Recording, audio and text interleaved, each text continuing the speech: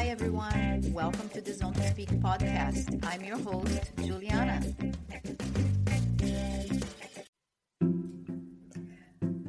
Before the episode, I have got to share one of my absolute favorite ride essentials, the Cyc Plus Smart Pump. This little thing goes everywhere with me. It's compact, powerful, and honestly a game changer on the bike. I love using it mid-ride when switching between terrains. I can drop the pressure for gravel and then pump it back up when I hit the road. Super easy, super fast.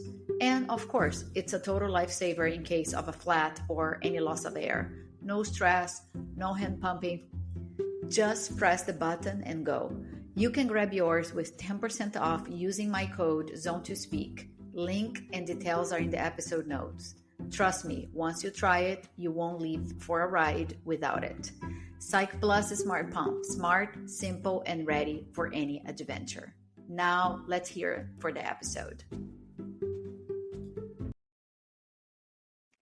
Welcome to Zone to Speak. Today, I'm thrilled to have Roanna Warren as my guest. She's the founder of Girls That Ride Bikes and the creator of The Wild Weekender, a gathering that brings women together through cycling, friendship, and shared adventures. Roanna's journey is one of shifting gears, from riding in mixed groups to asking who else wants to ride, to launching a movement built around exclusive, joy-driven cycling for women. She has built Girls That Ride Bikes from the ground up, organizing rides, festivals, and community while balancing life and purpose.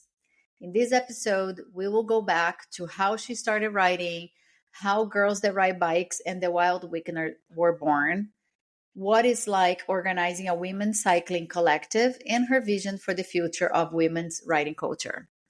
If you ever wondered how to turn a passion for bikes and community into meaningful action, you will want to hear this one. Let's roll. Roanna, welcome to Zone to Speak. Hi. Great to have you here. I know we got connected through Stolen Goats, and he knows that I'm putting together a women's event as well. So I'm super inspired by what you're doing and would like to hear more. In my case, is ultra cycling and bike packing, where a lot of events are like, we want more women on the start line. And I decided to do something in a much smaller scale, because there's a lot of large scale out there. And I thought, well, who's going to start riding 800 kilometers, So I decided just to put a weekend together of bike packing for women. So hopefully they feel empowered and accomplished and confident to do it on their own or maybe join a race. So yeah, I'm learning a lot. Putting this event together is going to be in December, but this is about you. So tell me, how did it all start for you? Not just your movement, but how did you start riding, and when did you feel like, I want more women riding together? I was trying to think about this quite a lot, and I thought back to my childhood. I grew up one of 7 children, and my dad, he was always bringing back auction lots of bikes, where he would bring often 10 bikes back at a time, and they would be 3-wheeled bikes, tandems, adult bikes, and we'd all take turns to try and ride. We lived down a steep hill on a private drive, and spent most of my childhood riding up and down on all sorts of bikes with my brothers and sisters. I was thinking about how I first got into mountain biking specifically. Wow. And I met my partner when I was 18, and he introduced me into mountain biking and said, do you want to come with me and my friends? And at that point, I thought mountain biking just meant riding a bike off-road as opposed to riding it on-road. And he took me to an area which is called the Quantocks. And it was an downhill track where it had gap jumps over roads. Wow. And I said, no, this isn't for me. I didn't think this was mountain biking. What is this? But it was a good, very first start into the kind of, okay, that exists, and I didn't realize it did. And now I need to learn how to actually descend a hill and where to put my body as I kind of traverse down the hill and not fall off. And it was a progression from there, shall we say. And I kind of got into the world of mountain bike parks, and we spent a long time kind of traveling around New Zealand and Australia, and we had mountain bikes with us, and we did lots of kind of like bikepacking adventures back in the day before bikepacking really was a thing, where we made our own racks out of bits of metal and strapped on bags and set off into the kind of huts of New Zealand, which when I look back now, I think quite naive we were. Sometimes that's the best way, when you don't have the full picture and you don't overthink anything and you just go and experience and do it. Yeah, absolutely. And we I think when we came out of one of the huts one morning, all our gears and all of our chains were just completely solid in ice. It was so cold. Oh no. Wow. Yeah, just understanding what you do at that point. But yeah, and making sure you had enough kit on you to be able to survive in the mountains, which when people say the weather is interchangeable, I realise what they mean after you've been to the mountains. But when interchangeable weather when you're from the UK, it's not really the same thing. Yeah, little different. The mountain, very unpredictable as well, and it comes really quick. Yeah, massively quick. So we set off one day and it was pure sunshine, really lovely day, and we thought we'd kind of done everything we could to prepare. And we were heading off into the mountains, and before long it became a big kind of wind and rainstorm, and a lot of the tracks had been washed away, and it was during quite a lot of landslips, and we had to carry our bikes over rivers, and we got very cold and wet quite quickly, and that soon became a snowstorm, and we couldn't find a hut, and that was quite a touch and go moment where you think, okay, I realise now what it means by weather can change. But we did find the hut and we survived to tell the tale. Good. But yeah, I used to do alpine climbing, and yeah, I know how the weather can turn really quickly and you always have to be on your toes. I remember, one time going up some mountain in the Alps, and this guy had actually, and I should have had, I didn't know, but a shovel, because sometimes you just need to find your own shelter and make your own shelter. It's quite intense. Yeah.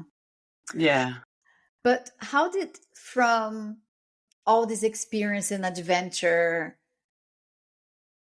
the Wild Weekender and the Girls That Ride Bikes were born? Yeah, so the Girls That Ride Bikes was really born after having children and discovering kind of, I was lone riding again, and I'd lost my riding partner who was at home with the children, and I started kind of going out and looking at Strava and finding new routes, and I was kind of looking at these kind of quam things where you kind of like wonder, can I get to the top, and trying to race segments. And I've quite commonly found myself up against a similar woman called Julie, who kept popping up. And so we'd kind of fight over these kind of Queen of the Mountains. And it was quite a lot of banter. It was quite good fun. And I said to her one day, we should just ride together, rather than try and steal each other's crowns. And it was good fun, and it's the kind of rest is history, really. We're really good friends now. We ride a lot together, and it's just amazing, being able to kind of inspire each other, to push each other further, find new routes, new places to explore, and enjoying the company of riding with other people rather than on your own. And that's kind of where it started. And that started with a WhatsApp group where we had few local people who like to ride bikes, and it kind of started as a women's kind of thing, to be honest, just because it was all about kind of bringing together of this kind of collective of people who potentially were riding on their own and wanted to ride with other people, but felt maybe that they didn't belong in a big cycling club, where men maybe were going a bit faster and they didn't really feel like they could keep up. So actually it grew quite quickly, where people actually said, "Oh, this is exactly what I've been looking for. I really want to ride with like-minded people and explore the area." Yeah. I have the same experience, and it's also, I mean, there's a lot of women that are very strong, stronger than a lot of men as well, but it's just less intimidating to go. For me, my experience, I feel much more welcome when I go into a women's group.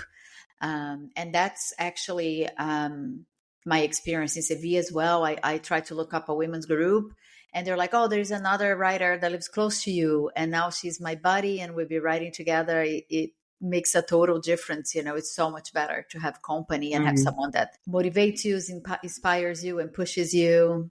Yeah. And how did that WhatsApp group turn into a movement of the girls that ride bikes? Like, were there any early challenges and early wins? So the Girls That Ride Bikes naturally evolved from a WhatsApp group where local people said, "Can I add my friend? I've got this person who's just moved to the area, really would like to kind of be part of this." And so it's kind of grown and grown. And, at one point it got to about 40 people, and I was like, wow, we've got 40 local women. And now it's over 100. And it's kind of like these people exist in our local area and want to come and be involved. And that's really amazing, because I didn't think there was that many women cyclists in this area, or people wanting to kind of come and be involved. The Girls That Ride Bikes Well Weekender is something that I've had an idea for many years, and always thought I'd love this idea of bringing a collective together where we could kind of share that kind of experience and passion. My friend owns the piece of land down the road, and it's something I've spoken to her for many years and said, this is such a beautiful spot. I'd love to run an event here. And for the first time, I thought, what, I'm going to do it. And let's see if 40 people turn up. Let's see if 20 people turn up. Yeah.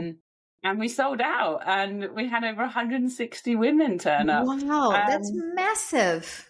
Yeah, it was incredible. And I remember ringing my friend to say, "We've sold 20 tickets. It means we can afford toilets. We can afford, and each thing that we sold, it meant that we could make the festival even better." So I started basic, thinking, right, if I can have a marquee tent, we can have some toilets. That's all we really need, because the riding around here is so amazing that actually, the spot itself is so beautiful. So you can swim in the river.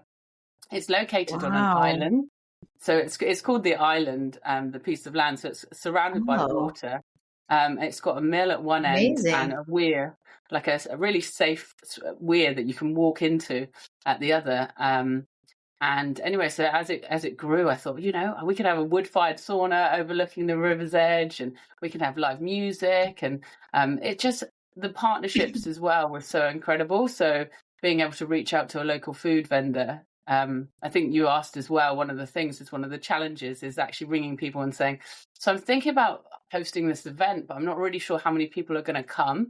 And most food vendors, they just say, "Not really sure," because they don't know how much money they'll make. They don't know if it's worth their time. And this food vendor said, "It's fine. 40 people is absolutely fine. As long as you can get, minimum 40, that's absolutely fine for what we can do. And we'll just scale from there." And so that was really lovely, having one person turn around and say yes, and then ringing Andy from Stolen Goat, and he had a lot of encouragement for what I was doing. And he said, we can do kit, we can do apparel, we could have a van, we could have some games, we can have a stand, we can do all of these different things. He said, you can have as much or as little as you want without any commitment, or I could just help you promote it to my audience.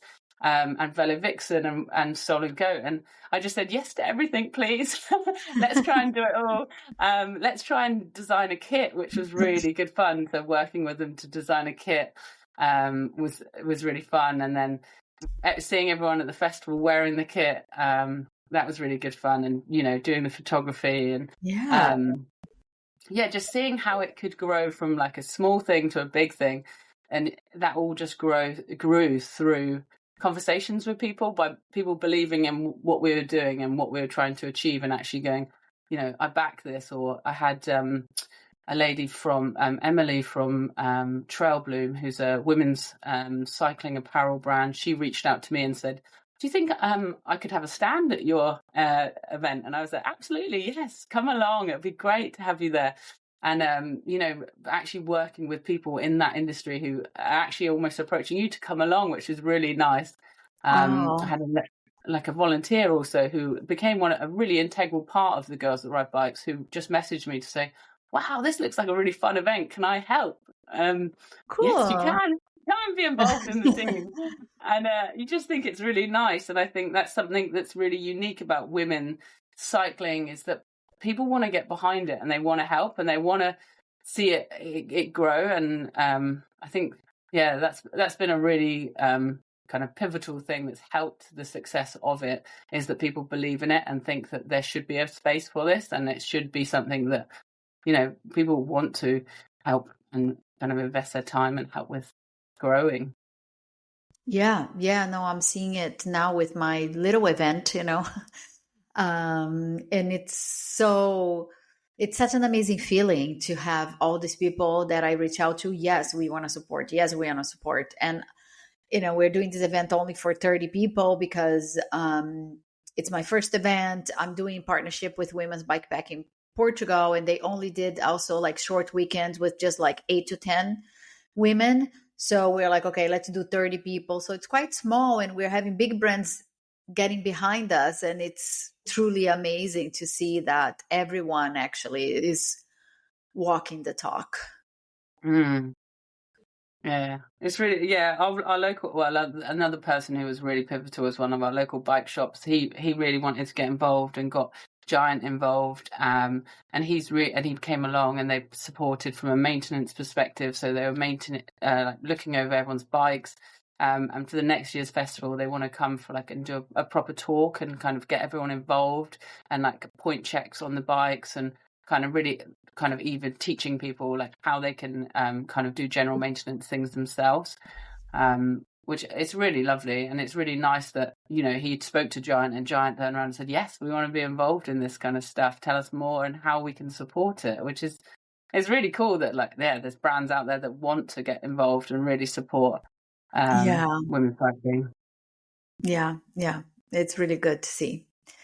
And as you are building this collective, of course, there's a culture there. And what is the philosophy behind Girls That Ride Bikes? Like, what values do you hold most sacred? Is that inclusion, pace, accessibility, support? How do you make sure those values remain intact as the group grows? I kind of read this question a little bit earlier, and I thought, you know, my main points on this is, Girls That Ride Bikes is inclusive and confidence first. It's not elitist, and it's not dropping people. You know, it's about social spins. It's about community, and, you know, kind of making sure that everybody is involved at all levels. So, but also catering for that. So we have people come to the group who said, you know, I had a lady recently who said, I've never cycled more than 20 kilometers. Am I going to be okay to come to your rides? And I said, absolutely. Everybody starts somewhere. And, you know, everyone can ride at different paces. And we will do rides that will be tailored around that. And that we kind of call them our party pace rides. So there are social rides. There are the rides that we try and encourage everyone to come along on. And then we will also try and do other rides where we can maybe go at a slightly faster pace and advertise it like that, so that those other ones, other people in different brackets might also feel like they get something different out of it. But I'm constantly trying to tailor how the rides are and how they're going to be, and trying to take feedback from people to say, you know, do you want to see more fast rides, or do you want to see more? But making sure that there's a mix in there with everyone kind of catered for, really. And that's really the aim of it, is that it's all about inspiration. And I think since growing the Girls That Ride Bikes from our first days to where we are now, and looking back, I think some of the biggest takeaways is things like, you know, entering events together, which has been really good fun. So from any ability, from the real beginner all the way through, you know, we entered a triathlon that was had super sprint. So it was it was one loop of the swim. I think it was a 2.5k run, and I can't remember the exact distances, but they were very kind of achievable, and it meant that anybody could enter those. But we all started together, the super sprint and the sprint, and we all swam in the sea together. The sprint did 2 laps, and the super sprint did 1, and then we're all out on the bike course, and we did a slightly longer lap on the sprint to the super sprint, but we all saw each other and we cheered each other along, and we were kind of shouting and cheering each other all the way through. And there was a big crowd of us at the end, cheering people over the finish line. And I think that kind of community, and where you can kind of, do an event where actually it doesn't matter at what point you are, you can come and get involved and actually feel like you can be part of that, and you can either be the one at the top doing really well, or you can be the other one who's like just there to enjoy it and just to take part, which is absolutely like all of what the Girls That Ride Bikes exist for. How cool. Yeah, I love that about having teammates cheering you on, or when you see somebody on the course. I used to do triathlons as well, so in triathlons it's easier to see somebody on the course on oh my god, what do you call it? Oh my god, I used to do triathlons, I'm forgetting now. Between when you're switching sports, transition. Thank you. When in transition, almost make me want to do a triathlon again. But I totally agree with you on the inclusion. And that's also our ethos for She Rides event, because it's really to get everyone in. Doesn't matter your pace, your fitness level. I mean, we wanted to create something that it is a challenge, but we also have shortcuts. I might even use the shortcut because I'm not in top shape. So everyone can participate, and we will all, start together and meet up at the finish point and start the next day together. And I think that's what it's all about. Yeah. Couldn't agree more. Yeah. It's creating that safe space where you are having fun, you are challenging yourself, but you're safe. You always have someone around you. Nobody's going to drop you or snub you or judge you or anything like that. Yeah. I'm just going to jump in here for a quick break from the conversation, because if you have been listening for a while, I only share brands that I actually use and love. One of these is Code Age. They make science-backed supplements that really support active lifestyles. I have been taking their creatine gummies for recovery and strength, and the women's multivitamin for energy and immune health, especially during big training weeks. They have got everything from hydration to collagen and endurance blends, all top quality. You can get 10% off with code ZONE2SPEAK at codeage.com, and you will be supporting the podcast while you are at it. All right, back to the episode. Yeah. How about logistics? I mean, running a weekend festival and these group rides involve tons of planning. How does the Wild Weekender work behind the scenes, choosing routes, managing skill levels, safety, supporting riders, the partnerships you're talking about with gear and food and mechanics? What goes into making a women's cycling festival feel accessible and safe? It all goes back to community again. So really, it was all about the people. So I managed to find, within the Girls That Ride Bikes group, willing volunteers that we've kind of created this subcommittee, and some amazing people. One lady called Jo, who's actually run a lot of events, studied events, understands how they work. She's been instrumental in terms of kind of advising us on risk assessments, advising us on how to do things in a particular way. Being able to have different skill sets like that, different ride leaders, qualified guides, such as the New Forest Off-Road Club. We had Sue Barrett come on, and she came and we did some recce rides together, and she was really teaching me about how she would recce a route, and like all of the things that she puts into her risk assessment and how she does it, which really helped me in kind of understanding, what goes on in terms of risk assessments, and then the kind of logistics behind it, being able to have this group of people that we could have regular meetings together and kind of discuss, right, okay, so I've done these things, these are the things we're looking at next. And actually we would kind of divvy out tasks. So Megan was like, yeah, I'm gonna sort out the toilets, and I'm gonna sort out this bit. And someone else would say, I'm on this. And it was really nice because actually between us all, we could all really take responsibility for some actions and then kind of come back together, and then we would talk about what we had done and what progress had been made, and it was actually really lovely and part of another separate WhatsApp group, but it was kind of like talking about all the things you'd done and all the successes you had had. It was quite fun. So it was like, oh, guess who I spoke to today, and guess what conversation we had, and like how it's kind of evolved. So that was really good.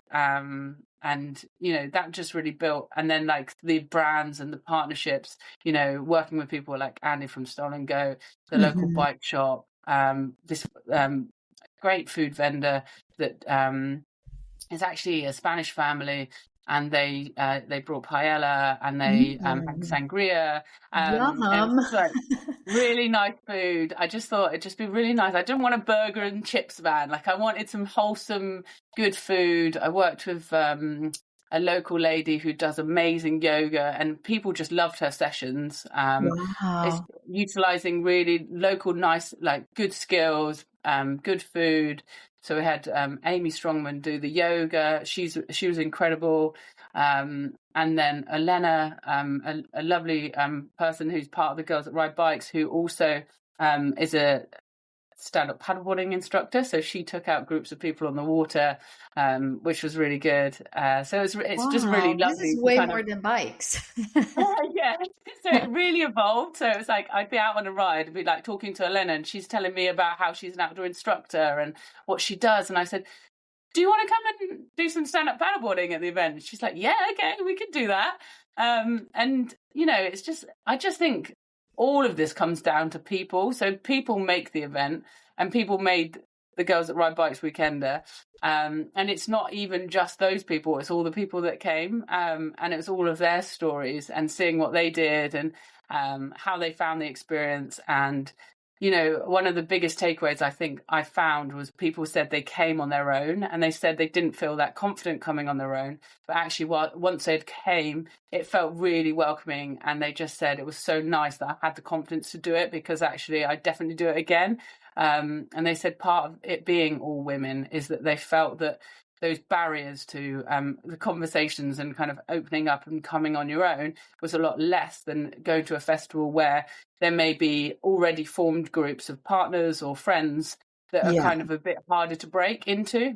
Yeah. And they were saying it was just really nice that everyone was kind of, so open and welcoming. And we really made a point as volunteers to make sure that we kind of looked out for anyone who'd seemed to be on their own at any point, and really kind of took them under and just got them involved in anything that was going on. Amazing. Yeah. And 2 questions following up this. One is, if I'm not by you and I can't be on your regular Girls That Ride Bikes rides, can we join the Wild Weekender? How can we find you? How can, join both? Or can you just join the Wild Weekender? How does it work? So I've got a website, and it's called, we've got a website, and it's called the Girls That Ride Bikes. .com, and on there I'm hoping to grow this to be even bigger, but at the moment there's the website, which is going to house kind of all the information, and then we've got this WhatsApp group which is becoming a community. So in the WhatsApp group we've got chats about maintenance and bike chat, we've got for sale things, we've got local group rides that are going out. So I'm trying to do one big ride a month where we go to things like the New Forest, we go to different areas, we do one big ride a month. We try and do 2 evening rides a week, 2 evenings a week over the month. So all of that information is all on the WhatsApp chat. Okay. And then what I'm trying to do now, which is really exciting, is I've got people approaching me to say, I'd actually really like to have a Girls That Ride Bikes in my area. And so, for example, recently I've been talking to a friend of mine who came from the Girls That Ride Bikes, ride out with us in the New Forest, and she's in Bristol and saying, I want to do something over here. And she actually went and spoke to their local bike shop, and they said, we can use the car park for free. You can have free coffee for your riders. Wow. And really wanting to back it. So, I'm going to be now looking at doing subgroups. So actually working with, making sure that they kind of ride leader trained under the Girls That Ride Bikes umbrella, and then able to support subgroups by actually helping them with posters that they can put into the local bike shops. I can advertise it on Instagram. And then on our website, we can talk about these new locations that are coming. So we are going to be looking at a Bristol, on the edge of Bristol group. And then we are looking at doing a Bournemouth group. So two kind of quite big kind of cities around the southwest, but actually then looking to maybe expand. So say someone was in Manchester and they said, this is what I really want, but it's nowhere near me. Well, we can have a chat and we can actually talk about, why don't we start a Girls That Ride Bikes in Manchester? And I can support you with posters and the logistics behind it.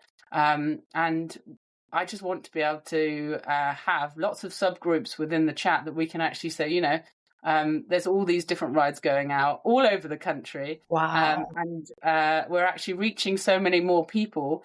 And then why not once a year come to the Girls That Ride Bikes Weekender? Anyone can come to the Weekender.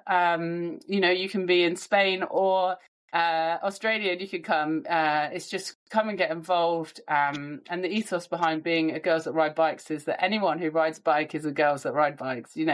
It's not, we aren't, we are very inclusive, and we want to make sure that everyone feels welcome. And it's really good that people feel that they can kind of contact us and get involved. And we would like to do some more things further as well, which is kind of like multi-day bike packing. Potentially we could look at doing something in Cornwall or in areas where we haven't seen rides go out before. So we were saying that the Purbeck Ridgeway around us in Dorset is so beautiful. We'd like to do multi-day trips along there. And we'd like to probably offer some kind of flashbacking idea behind hotels and bikes, where you actually can ride your bikes to hotels and you don't have to carry any stuff and you don't have to want to camp out, and you can actually have the kind of the glamping experience without it being, you can have a shower at the end of the day without sleeping out under a tent. And it's expensive too to invest on that stuff, so it's nice to start with hotels and then, okay, I love this, I want to buy the equipment. Yeah. And it covers all bases, doesn't it? Is that the person who doesn't want to invest in all the stuff but wants to come on a multi-day trip, or we can do trips where we can do that, and that's also fine. And we'd like to invest from the Girls That Ride Bikes into kit where we can actually rent kit out, so you don't have to buy your kit. You can rent our kit and you can use that to then come on a trip, and that's great. Absolutely fine as well. Really, really great stuff. My second follow-up question was about, you're talking about personal transformations. I don't know if there's any story of someone who came to Girls That Ride Bikes or the Weekender and had a shift in confidence, in community identity, or just the joy of riding a bike. I don't know if there's any story top of mind that you can share. Yeah, I was thinking about one person who came to the Girls That Ride Bikes right in the early days. And, there was quite a lot going on with her at home, and she just wanted to kind of come and be part of it, but actually turned up on a bike that was really heavy, really old. She didn't really feel like she belonged, but actually found so much confidence coming out with us. She actually changed her bike and was like, wow, this is so much easier riding a slightly lighter bike. And then, her confidence built. She said to me, I found that this space where actually when things are all a bit crazy in my other life, that I can actually zone out and kind of come and be part of this and be present in something else for a bit. And she said that at that time was so good for her. And then she's gone on to doing some incredible things. So she's come and did triathlons, and she's we did Chase the Sun together. So we cycled from one side of we did north and south 2 years subsequent. So we cycled 205 miles from Newcastle to Scotland the year before last, and then this year we cycled from across the middle of the country, quite low down, and she was part of that, and it was so incredible to see her progression in what she did, and be able to see that confidence built, and but she still doesn't think she's that great a rider, and I'm always just like, you're amazing, like and what she's done and what she's achieved is so incredible, and it's amazing to see where she started and where she is now. She's an integral part of the Girls That Ride Bikes, and she's part of the committee, and she and she's so great, and I really want her to come and be part of all these challenges that we sign up to. She's one of the first people I think of, but it's just nice to see someone start from the very beginning and really find confidence and build within the group, and actually be doing so well off, and be so happy and enjoy it so much. Yeah, that's really, really, really cool. Yeah, being able to see those type of transformations in people, and then having this person enjoy now bike riding and being a big part of the community. Really cool. Yeah, and it's just so nice to do that with multiple people, and if that can happen all over the country in subgroups, and people can find the love of cycling and the enjoyment of it, and it's so good for so many different reasons, for mental health and for exercise and for getting outside, and a bike is an avenue for so many different reasons, isn't it? A conversation starter. Yeah, I was gonna say, you're probably touching and changing a lot of lives just to having that introduction and a safe space for women to start or to go back to it. Yeah, it's really incredible, and I think being able to do that through a medium of cycling is is really important, especially with today's society of being able to we just get stuck indoors staring at screens, and just to be able to be back out with nature and kind of connecting with people, but also having the confidence of people around you. So we also did our first bikepacking trip this year, where we had a group of women who'd never bikepacked before, and we went and we camped out overnight, and it was the experience of kind of setting up tents, sleeping out overnight, carrying your stuff, how that felt, like all of those things, and then seeing those people then go on to do more. So one of the girls who came on that went and she did her own first solo bikepacking trip, and she went across the South Downs, and she had messaged me being like, I'm out here, I'm scared. Wow. This is so good, and she found confidence to do that, which is really lovely. Yeah, absolutely. I sometimes I do also get some messages on Instagram like, oh, I'm doing this, you inspired me. Even if it's just a workout, it doesn't even have to be anything huge, and it's just so touching that you are making a difference. Yeah. But women's presence in cycling is growing and still face barriers. In your view, what is still holding women back from joining cycling or bikepacking? How does Girls That Ride Bikes work to dismantle those barriers, and what does the representation mean in this space? Yeah, I think that people are put off, and I can see exactly why. I joined my local cycling group. It's a local bike shop ride, and it was all men, and they all went off very fast, and they said that they were the medium group. And I just thought, I could barely keep up with the medium speed. And I just thought, wow, if anybody was trying to come into cycling and that was their experience, you could see why they might think, I can't do this, I'm not good enough, I'm not fast enough, I haven't got the ability to keep up with people like that. And actually, by trying to break that down and actually say, we ride at the pace of the slowest rider, and we stop and we enjoy the view, we take photos, we eat nice food, and we have a good time. We don't all have our heads down trying to climb at a ridiculous rate and kind of disappear into the distance. Yeah.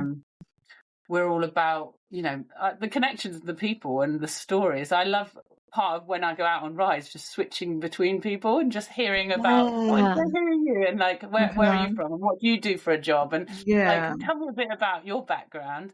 And that's part of the ride. Like, it's not to me about going out and cycling. It's about meeting people and chatting and having fun along the way. And sometimes I forget I'm even cycling. You kind of that's just almost the medium of what you're doing, but actually it's much more than that. And it's about, it's about people, and it's about breaking down barriers. And I want people to come along and think that they are very much welcome and part of the Girls That Ride Bikes, and that they can come and join in on rides and not feel like they're going to not be good enough or too old, or, that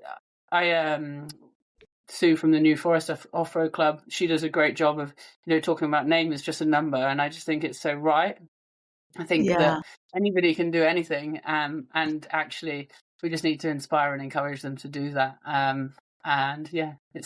To me, it's about just, trying to get out and, have shared experiences with people. And sometimes I even think, like, people say, why girls? Like, why not guys? Why can't guys come along? And, I would like to get to a point where we could have some group rides where guys can come along, and actually everyone's welcome. But the idea behind the women's thing is that we have a space where it's all about being able to come and not feel it's creating a space that feels accessible and easy. And so the very kind of fundamental of it is women, because it's trying to create that space. But maybe eventually we will have events where we can have men as well. And like, it's not about, that all men race off, because there's a lot of nice men that just want to come and have a nice time too. And actually, I'd like them to be involved as well. And actually, if we can be women led and we can have the right ethos, then actually it doesn't matter who comes, because it doesn't need to be gendered. And maybe genderizing cycling is not the right way to go. But for the first point, I've just tried to be Girls That Ride Bikes because I want to create that inclusive space. But who knows what the future holds? And, I would like to think that we could have multi-events where everyone can be involved. Couldn't agree more. And I also, I don't know if struggle is the right word, but I also struggle with that when I created She Rides, because I want it to be a space for women. But I wouldn't mind, like, some people have a partner, a male partner, and they want the partner to come. And I want to be inclusive for all. But we also need to create this space for women. So it's not that easy to find that balance. I think in the future, I also like to have something that, okay, you can bring your partner. It is for women, but you can bring your partner. There are a lot of great guys out there, but I have had some of the same experience as you did. Like, one time I was like, oh, I'm not feeling it today, I'm just going to join this low ride. And it was so fast. And I was like, did I join the right group? Wasn't this low ride? And they're like, oh yeah, sorry, we got carried away. And I'm like, well, you don't feel good to say, oh, that's not cool, but it isn't cool, because I came for a chatty ride and was just trying so hard not to get dropped. Yeah. And you don't want that. Yeah. But who knows what the future brings, and which takes me to my next question, which is the future vision and growth, which you already said a little bit about, probably creating different representation in other cities in the UK. Successful communities, I think those projects are successful because they have leaders like you that dream really big.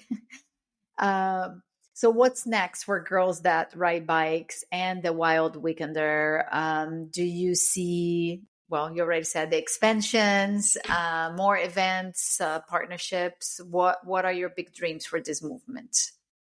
Yeah, so we have another festival happening next year, which will be the 31st of July to the 2nd of August in the same location. Same setup, so wood-fired sauna, stand-up paddleboarding, ride-outs. we're only going to make it better. Like, we've taken on the advice. Like, I really tried to ask people for all their advice that they could give back, and the feedback we had was phenomenal. But there are things that we could do better, which is always good. So I think we're going to just have more organised rides. We're going to have more like clear signage and working out like what paces, and like really work on kind of group structures. So there's going to be some really good improvements for next year. Which will be really beneficial to those that have kind of said, these are the points I'd like to make, and I've listened and I've made them. And one thing we didn't have this year, which was a bit crazy, was showers, because I wasn't sure that we'd be able to sell enough tickets to afford showers, which was a little bit crazy. And then by the time it kind of came round, I thought, actually, let's just do a wood-fired sauna. It's so much funner than a shower anyway. Cool. But this year we're going to have showers and saunas, which will be really exciting. So yeah, I've already booked the showers and the sauna for next year.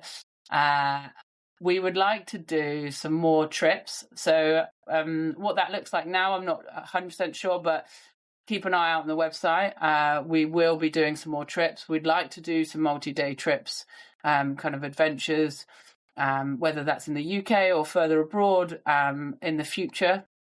Let's see where that leads. So more group rides, and hopefully this community is going to grow. I'd like to see it have a map on the website one day, and you can see all the spots where you can actually join in a group ride.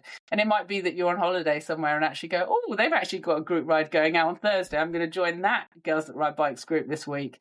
I'd really like to get to a point where you can see that benefit and you can really reach those people, and then each year we kind of come together for a big annual celebration, and all those ride leaders and all those people can come together and actually just share the love of riding bikes and share stories. The other thing that I didn't really mention was some of the stories we had. We had a lady called Katie who cycled around, circumnavigated the whole of the UK. And she was doing that for mental health and awareness after losing her father by suicide. And she was opening up conversations with people and riding with people, swimming in the sea and cycling. And she came and did a talk all about her adventure and what she did and why she did it. And there was also another lady, an incredible lady, who circumnavigated the UK for a world record attempt, and she actually beat the man's record, which was quite incredible. And holds the fastest circumnavigation, Molly Weaver. I know Molly. Okay. Yeah. So we did a Q&A with the two of them about their experience, and it was really cool because you kind of asked Molly, like, how many days did you do it in? And Katie, how many days? And like, it was a little bit silly. And, we were kind of talking about like, and how much support did you have? And how much support did you have? And it was like, their experiences and how different they were, where Katie was kind of route plotting herself and not knowing where she was sleeping day by day, kind of, trying to meet people and have these connections and talk to them and, build those stories. And whereas Molly was doing it, for the record, as a race, and having all these things prepared for her, but in so much a harder way, obviously, being in that she wasn't getting much sleep and having to do day after day after day and all sorts of weather conditions. And it was really amazing, like listening to their stories. So, just having some incredible speakers at the event as well, which was really good, and looking to do more of that next year, and working with kind of just incredible people to talk about what they've done. And it's not even sometimes having to be the crazy, amazing adventures. It's the everyday person that's gone off and done an incredible journey. We've got one of the Girls That Ride Bikes members from the committee and the team is currently cycling around South America at the moment, and quite in awe of her day-by-day adventures and what she's up to. So keeping an eye on her and what she's doing is quite incredible. So I'd quite like her to come and tell us all about what her adventure. And then they're going on across to New Zealand to do a race in January where they're racing the entire South Island. Wow. So that's going to be a really interesting story to hear about how she got on there. We've also got 8 women at the moment signed up to the Lost Dot. Okay, yeah. They're doing, I think, the Camino, the Camino. Yeah. And down through Portugal. So that's going to be really cool to be able to, and they're all girls that ride bikes members, myself included. Cool. And, it's going to be a really cool, I don't know, it's nice to be able to, even talk about stories like that of people entering things as a group or individually or doing things, and what that story was like and how they found that experience. Yeah. And I agree with you. It's not just about big names and big stories, because there are so many, I don't want to say regular people, because you're extraordinary, like riding around South America, for example. And I think all those talks are so inspiring. That's why my podcast, I want to talk to anyone and everyone, because everybody has a story to tell and can inspire so many other people and motivate and touch other people. So I think it's really, really cool. Yeah. Well, Roanna, thank you so much for joining me. What an inspiring conversation. Your work with Girls That Ride Bikes and the Wild Weakener is such a powerful reminder that community doesn't have to be complicated. It just takes that one person like you saying, let's ride together and get everything started and triggered, and look at where you are now. It's incredible. Oh, thank you. Oh yeah, I'd be keen to chat to you at some point about She Rides and what you've been doing. I think more of a conversation for another time maybe, but it'd be really interesting to know about your trip in Spain. It sounds really interesting. Yeah, I would love to talk to you more and learn a lot. I know I have a lot to learn from you. Thank you. I don't know. I think it's well, I think we all learn from each other, don't we? I've learned a lot from the people around me, which is it's been really, really great. Yeah. I'm glad I'm doing my first event with the girls from Women's Bikepack in Portugal, because even with the 3 of us, it's so much work just for a 2-day event, and I'm learning a lot from them, and it's been a great learning, and I can't wait to have the event and get to meet everyone that signed up for it. Yeah. Oh, it's really nice. It's nice that it's one thing I really enjoyed is just seeing the names kind of come in as each ticket sells, and you think, oh, that's interesting. Yeah, it's nice to meet those people as it comes through. It's, yeah, really cool. Well, let's keep in touch. Yeah, definitely. All right, thank you very much. And that's all for today's episode. I want to thank the listeners for tuning in. Your support means everything. If you enjoyed this episode, please consider following, leaving a review, and sharing it with your friends.